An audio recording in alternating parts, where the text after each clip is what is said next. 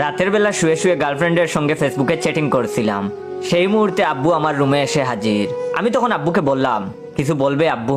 আব্বু তখন বললেন, জয়, তোর ফোনে যে সব সময় দেখি পকিং পকিং আওয়াজ হয়, ওই আওয়াজটা আমার খুব ভালো লাগে।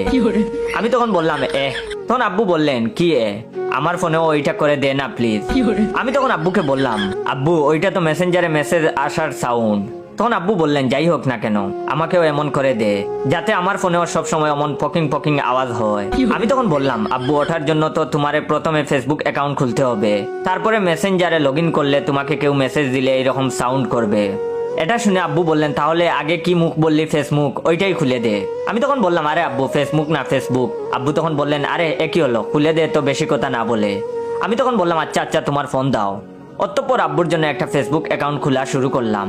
আমি তখন আব্বুকে বললাম, আচ্ছা তোমার পুরো নামই দিব নাকি ডাক নাম? আব্বু কিছুক্ষণ ভেবে বললেন, নাম দে, ডিজে কুলবয় মিস্টার এমডি জাহিদ। আমি তখন অবাক হয়ে বললাম, হোয়াট? আব্বু তখন বললেন, আরে হাট বাজার দিবি কেন, যা দিতে বললাম তাই দে।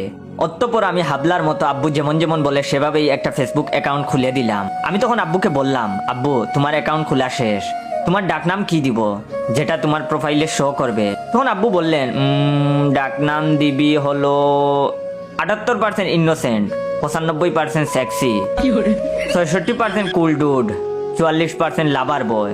আব্বু আরো কিছু বলতে যাবেন, এই সময় আমি বললাম, আরে হয়েছে হয়েছে, এত বড় নাম নিকনেম দেওয়া যাবে না, অন্য কিছু বলো, তোমার নিজের নাম দিয়ে দেই। আব্বু তখন বললেন, হপ বেটা, ডাকনাম দে হার্ট হ্যাকার। আমি তখন মনে মনে বললাম, ওরে আল্লাহ, এই বুড়ো বয়সে আব্বুর একই বিমরতি ধরলো। আব্বু তখন আমাকে বললেন, কিরে জয়, দেশ না কেন? আমি তখন বললাম, আরে বাবা দিচ্ছি তো। অবশেষে ফুলফিল আব্বুর একটা জাকানাকা ফেসবুক অ্যাকাউন্ট খোলা হলো, সাথে মেসেঞ্জারও লগ ইন করে দিলাম, আর বুঝিয়ে দিলাম কিভাবে কিভাবে মেসেজ করতে হয়। বাপ তো আমার মহা খুশি, মনে হচ্ছিল ফেসবুক কোম্পানি তার নামে লিখে দিয়েছি এমন একটা বাপ। অতঃপর খুশি মনে ফোন নিয়ে তার রুমে চলে গেল। আমিও আমার গার্লফ্রেন্ডের সঙ্গে চ্যাটিংয়ে মনোযোগ দিলাম। এভাবে দেখতে দেখতে প্রায় এক সপ্তাহ চলে গেল।